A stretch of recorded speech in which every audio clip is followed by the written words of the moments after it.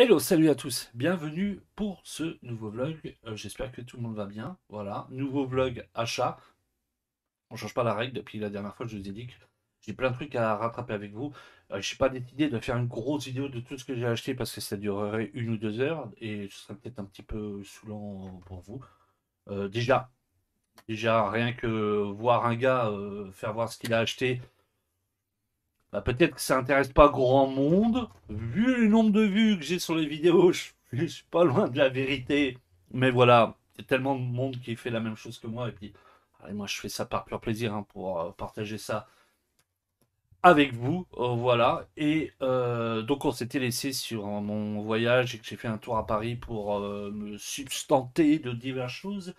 Et bah, je suis retombé un week-end à Metaluna Store. Voilà, j'ai pris le bus, tac, direction Metaluna Store pour racheter quelques petits trucs que j'étais passé à côté, dont deux Mad Movies, on en reparlera juste après, surtout un Laserdisc et un Blu-ray. On va commencer par le Laserdisc. Je suis peut-être la seule personne à acheter les Laserdisc chez Metaluna Store. Il y en a eu peut-être fut une époque, mais voilà, je pense que je suis la seule personne. Après, là, franchement, c'est vraiment de l'achat collectionniste. Hein. Ça m'est arrivé de les regarder, d'en regarder deux, trois, mais majoritairement, je ne les regarde pas. C'est juste pour la beauté de la pochette. Puis à 2 euros, voilà, c'est pas comme si je les achetais 200 euros. Moi, je n'achète pas des trucs chez Vinted à 200 euros pour les exposer là et jamais les utiliser. Moi, voilà, je ne pas de nom. Voilà, Crossing Guard. Le Laserdisc, 2 euros, voilà, acheté chez Metal Luna Store. Alors pourquoi Crossing Guard? Parce que déjà là, la pochette, elle est folle. Si il veut bien ne pas se refléter sur mes écrans, voilà, il est tellement brillant que voilà. Bref, Crossing Guard, Jack Nicholson, David Morse, Robin Wright, voilà, la triplette de ouf. C'est l'histoire tout simplement d'un père de famille qui perd sa fille suite à un accident. Elle se fait euh, écraser par David Morse qui est au volant et alcoolisé. Lui, il se fait arrêter, il purge sa peine et Jack Nicholson n'a qu'une idée dans sa tête, c'est une obsession même. Il a un calendrier dans sa cuisine et tous les jours, il barre le jour par jour jusqu'à la sortie de David Morse pour tout simplement l'exécuter et le tuer, quoi. Voilà. Le film, il est tout simplement magnifique parce qu'on voit, on ressent bien la descente aux enfers d'une famille bah, suite au décès de leur fille. Et on sent que voilà, le personnage de Jack Nicholson est écorché vif. Voilà. Et tous bien dedans, même Robin Wright, elle est magnifique. Absolument magnifique. Voilà. Si vous l'avez pas vu, je vous le conseille. Je ferai peut-être une critique express dessus sur ce film-là parce qu'il est tout simplement mortel. Et puis pour tous ceux qui me suivent, j'en ai déjà en parlé plusieurs fois. La scène d'ouverture est tout juste magistrale avec cette musique de Bruce Springsteen. Allez voir, tapez Crossing Guard, Bruce Springsteen, vous allez voir la BO, enfin, l'ouverture, la scène d'ouverture, l'opening si on peut appeler ça une opening du film, est tout juste mortel. Voilà. Ce que j'ai acheté aussi d'autres, celui-là je ne l'avais pas dans ma collecte, et c'est vrai que je l'avais vu étant ado et j'avais adoré, c'est le Amityville. Donc je ne vais pas vous parler d'Amityville 2, 3 ou 4, voilà.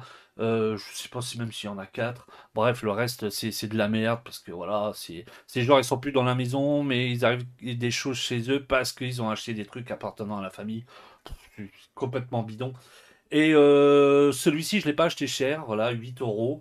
Il y a une ambiance, il y a quelque chose. Alors, c'est pas le remake, hein, c'est l'original, parce qu'il y a un remake. Hein. Là, on est sur l'original. Bon, bah, ça a plutôt. L'interprétation, c'est pas l'interprétation qui a mal vieilli, c'est les images, puis divers trucs. Mais on sent toujours la touche film maison hantée, tout ça. Et là, pour le coup, c'est pas. C'est du film d'horreur d'époque que j'aime bien. En fait, c'est pas rempli. Il n'y a pas du tout de jump scare. Il n'y a pas du truc, on va dire, euh, incompréhensible ou tellement, tellement indigeste ou trop de sang, tout ça. Là, on est dans on est dans le truc pure angoisse et franchement, j'aime bien. Et on suit toute la semaine complète d'une famille qui va finir complètement ouf, surtout le père, voilà, complètement cinglé. Très très bon film. Moi, j'aime bien. Alors, par contre, le Blu-ray, exécrable. L'image, vraiment, c'est du DVD. Et le son, c'est du DVD. Donc, en gros, je me suis fait chier à le chercher pendant un long moment en Blu-ray. J'aurais dû le prendre en DVD. C'était exactement la même chose. Donc, après, on part sur du Mad Movies, parce qu'à chaque fois, à Metal Luna Store, voilà, je me sors mon petit Mad Movies. Et là, c'est vrai que je l'avais pas celui-ci. C'est le numéro 71 avec un gros, gros plan sur le Terminator 2. Voilà. Faut dire que l'album, ils sont vraiment, vraiment classe. Les pochettes, voilà, la typo juste de Mad Movies, tout ça, moi, je suis un gros fan.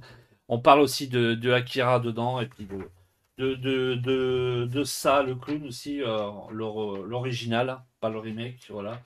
Plein de choses dedans, franchement, voilà, toujours un très très bon magazine à découvrir ou redécouvrir, voilà, c'est très très bon. Puis chez Metaluna, on les chope pas à cher, voilà. Et chopé chez Metaluna en avant-première avant tout le monde, puisqu'il est sorti mercredi, et moi je l'ai eu il y a un peu plus une semaine et demie. Le Mad Movies Resident Evil, enfin le Mad Movies avec en pochette Resident Evil, puisqu'il a 4 pages dedans. On revient sur le film, et là franchement, je me suis dit, ça va être dur d'aller voir au cinéma, est-ce que je vais aller le voir? Je suis dit, je suis un fan de la franchise, autant aller le voir, tout, autant foncer. Ben franchement, l'interview de Johan Roberts, voilà, le réalisateur et le scénariste de ce remake de Resident Evil. Et franchement, l'interview est franchement très très bien. On apprend énormément de choses sur la réalisation, sur ses clins d'œil. Il parle de clins d'œil de Carpenter durant le film. Ça, c'est mentionné dans le Man Movies. Et il répond aussi aux questions de fans et du journalisme Mad Movies sur la grandeur du manoir, pourquoi ça paraît plus petit que sur le jeu vidéo, et il s'explique que lui, en fait, il a eu vraiment les plans tels quels, comme si qu'il allait faire le jeu vidéo. Voilà, c'est quelqu'un qui lui a donné les plans tels quels de grandeur des manoirs, tout ça, et c'est vrai qu'il l'a remarqué, il a dit que souvent à l'écran, bah, ça paraît plus petit, et en fait, non. Non, non, non, non, non, l'endroit n'était pas aussi petit que ça, quoi. Donc, plein d'anecdotes, plein de choses, franchement vraiment sympa. Je vous le conseille, ce Mad Movies Resident Evil, ça, on apprend énormément de choses sur le film. Et je sais que il y a une petite critique puisqu'ils l'ont vu en avant-première et ils l'ont pas déboîté. Voilà, ils ont dit que c'était une bonne série B. Attention, série B. Voilà. Et une bonne série B peut avoir son charme aussi, hein. Voilà, hein. Donc plein de choses à apprendre de ce Mad Movies. Je vous le conseille pour tous ceux qui veulent l'apprendre, plein de choses avant la sortie de Resident Evil. D'ailleurs, je vais le voir en avant-première vendredi. Vous aurez mon point de vue d'ici ce week-end. Et sur ce, voilà, c'était la dernière chose. Et sur ce, je vous laisse et je vous dis à très très vite pour un prochain vlog. Ce coup-ci, on parlera des derniers achats que j'ai faits, que ce soit Blu-ray à la Fnac avec une belle petite offre. Et surtout, ce coup-ci, deux figurines des Tortues Ninja tirées du jeu vidéo de Super Nintendo Turtle in Time. Voilà, vous allez voir qu'ils sont vraiment, vraiment, vraiment très belles. Voilà. Portez-vous bien, je vous dis à très très vite. Ciao, ciao, bye.